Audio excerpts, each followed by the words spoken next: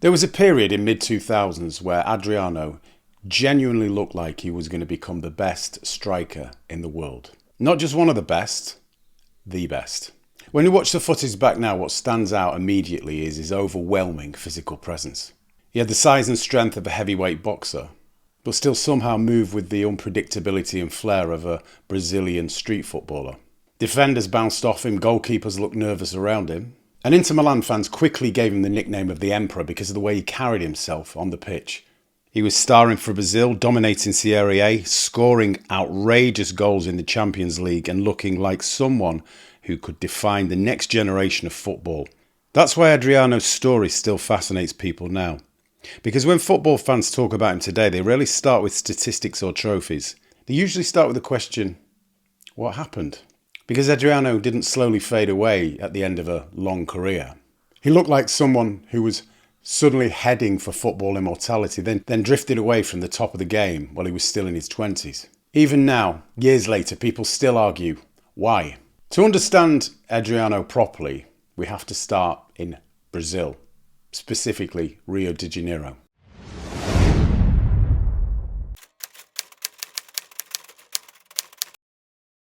He grew up in Vila Cruzeiro, one of the city's most dangerous favelas, and that environment shaped almost everything about him, both as a footballer and as a person. From the outside, people often reduce the favelas to violence and poverty, but the reality is more complicated than that. There's life everywhere. Music playing through the alleyways late at night, children playing football in tiny spaces between buildings, families sitting outside because of the heat, motorbikes racing through narrow streets. At the same time, danger was always close by as well. Police raids, gangs, poverty and crime were simply part of everyday life for many people growing up there. Football became an escape route because it represented possibility. In Brazil, football means something very different compared to a lot of other countries. Players like Pelé, Ronaldo, Nazário and Romário weren't just athletes. They represented the belief that somebody from a poor neighbourhood could completely transform their family's future. Adriano grew up surrounded by that mentality, and even later when he became a superstar, you could see traces of the street footballer underneath everything still. He played emotionally and instinctively.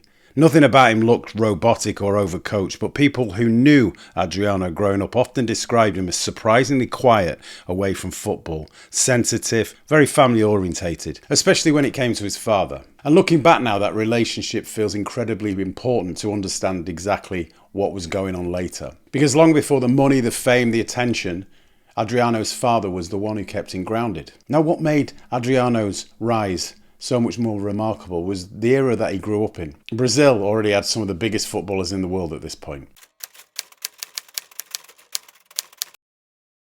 Ronaldinho was turning football into entertainment every single week at FC Barcelona, playing with a level of joy and freedom that almost didn't look real. Ronaldo, the first one, had already established himself as one of the most frightening strikers football had ever seen, and Kaká was becoming the elegant face of AC Milan's midfield. Then Adriano arrived, carrying enormous expectations immediately. People didn't just see him as another talented Brazilian striker. They saw him as somebody who looked physically capable of dominating football for years to come. He had Ronaldinho's explosiveness, incredible power, and the technical quality people expected from elite Brazilian players.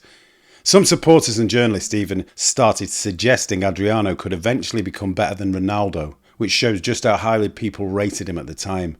In hindsight, it's difficult to imagine the pressure attached to those comparisons, especially in a country like Brazil, where footballers are treated almost like national symbols. But the remarkable thing about Adriano was that for a while, he genuinely looked capable of living up to those expectations. Even surrounded by some of the greatest footballers in the world, he still stood out. A lot of football fans say Adriano struck the ball harder than every single footballer at the time. Some of his goals just looked genuinely violent. Goalkeepers almost looked nervous before he shot, and defenders looked actually physically intimidated, just not like modern football today. What made him even more frightening was how unpredictable he was. Sometimes he smashed the ball from 30 yards into the top corner. Other times he'd glide past defenders with surprising elegance for somebody so physically huge. Most strikers usually lean heavily one way or the other, either physically or technique. But Adriano somehow looked like he had both at the same time. Even now when you go back and watch compilations of his goals, the thing that stands out most is the force behind everything he did. Nothing looked soft or casual. Everything felt explosive. At his peak, Adriano didn't just look talented, he looked dangerous.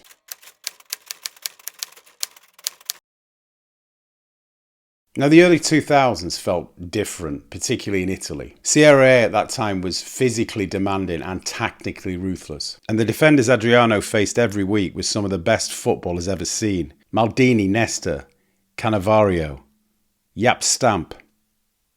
They were all playing during that era, which is part of the reason older football fans still speak about Adriano with so much respect. Physically dominating Serie A during that period was extremely difficult, and yet there were stretches where Adriano looked stronger and more powerful than everyone around him. That's what made him feel special. He wasn't putting up numbers in a weaker league or playing against average defenders. He was producing moments of domination against some of the best defenders football has ever seen.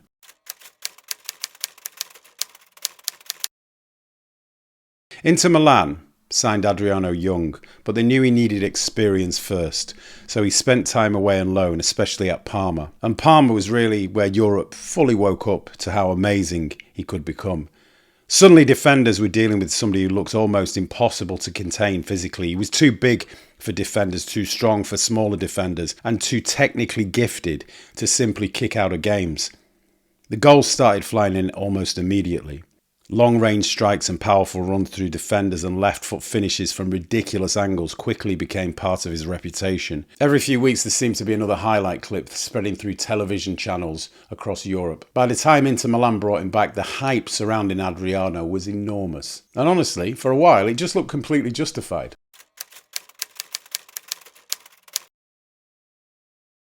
Part of what makes Adriano's peak so fascinating is the era that he was playing in. This was probably one of the greatest periods for strikers football has ever seen. Thierry Henry was making football look elegant at Arsenal. Didier Drogba was physically bullying defenders at Chelsea, and Wayne Rooney exploded into the Premier League at Man United. Samuel Eto'o was becoming one of the most clinical forwards in the world at Barcelona. Then there was Zlatan, who turned almost every football match into theatre. And yet Adriano still felt unique amongst them, because physically he looked like he combined elements of every great striker in one player. The movement, the aggression, his technique, his power and his swagger. That's why football fans still talk about him differently compared to players whose careers simply decline naturally with age. People don't usually speak about Adriano like a good player who just faded away. They speak about him like somebody whose story was interrupted. Now, under the lights of San Siro, Adriano looked like a global superstar. Inter fans absolutely adored him because every time he picked the ball up near goal, the entire stadium expected something dramatic to happen. And most of the time it did. Sometimes it was a 30-yard strike into the top corner. Other times it was him physically running through defenders on the counter-attack. For a while he genuinely looked like the future face of football. And maybe the most frightening thing about watching those years back now is that he still looked raw at times. Like he fully hadn't realised how good he could become yet. That's what makes the collapse later feel so shocking in hindsight. By the time of the 2006 World Cup, Brazil looked almost unfair on paper. Ronaldinho, Ronaldo, Kaká, Adriano. It sounded less like a football team, more like a fantasy lineup from a video game. People genuinely believed Brazil were about to dominate world football yet again. And Adriano was supposed to be one of the centerpieces of that generation. But football rarely follows the story people expect. Brazil never fully clicked during that tournament, and although Adriano still showed flashes of his brilliance, there were already signs that something emotionally had changed in him. The explosive freedom people had fallen in love with was becoming less consistent. And looking back now, the 2006 World Cup almost feels, well, symbolic. Because it probably was the last period where large parts of the football world still fully believed Adriano's best years were ahead of him.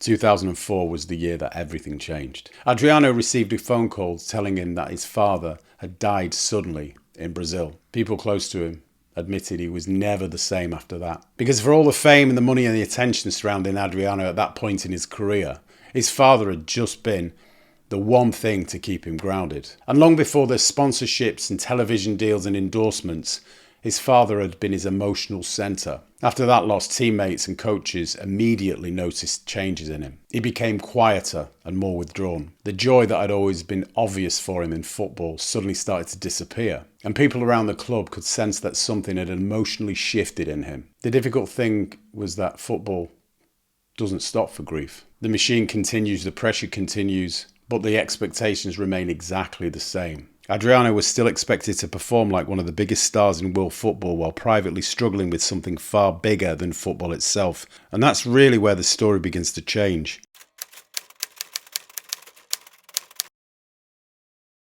One thing people tend to forget about footballers is how quickly fame arrives when they're so young. Everyone in Brazil expected Adriano to become the next Brazilian icon. Now that's an enormous psychological weight for somebody already dealing with immense grief. And it began to feel for him over time that football was emotionally exhausting him. The expectation around Adriano became relentless. Every performance was analysed, every poor game was headline news. Slowly the pressure around him became heavier and heavier, especially when he was already struggling emotionally away from football.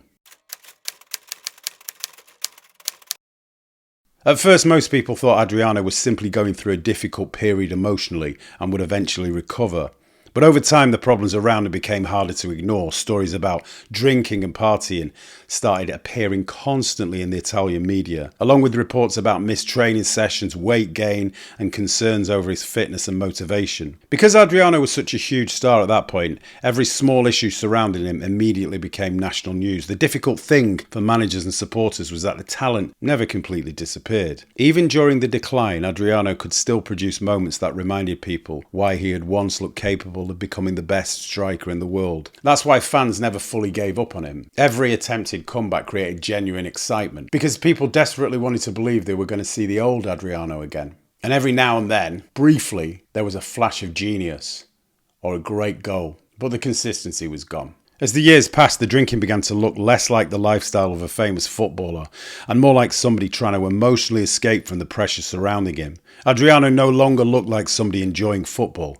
At times he looks exhausted by it. And maybe that's why his story affects people differently more than other famous football downfalls. Fans don't usually talk about Adriano as someone arrogant or lazy. Most people talk about him as somebody who struggled emotionally while the whole of the football world looked on without doing anything.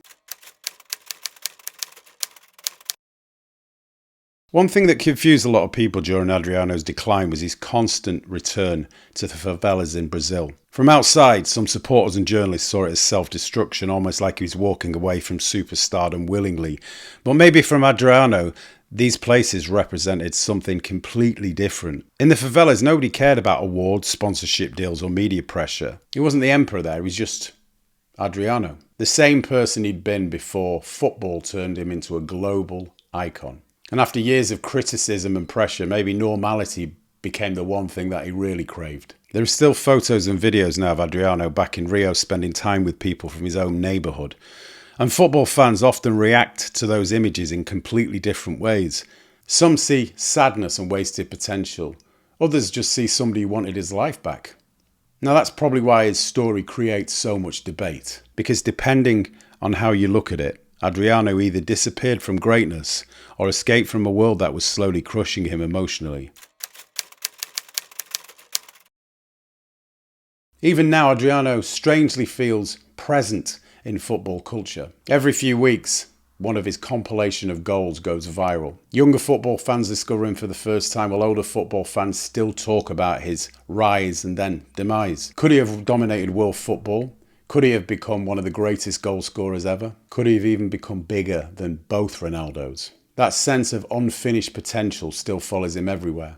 Because people don't really look at Adriano like a normal former footballer. They look at him as one of football's great unfinished stories. The reason why Adriano's story still affects people is because it feels so deeply human. This doesn't feel like the story of someone who just wasted his talent. It feels like somebody struggling under grief, pressure and expectation while millions watch publicly. When football fans talk about Adriano now, they usually speak about him with a strange mixture of admiration and sadness, because for a brief period he genuinely looked like the future of football, not just another great striker, a once-in-a-generation force.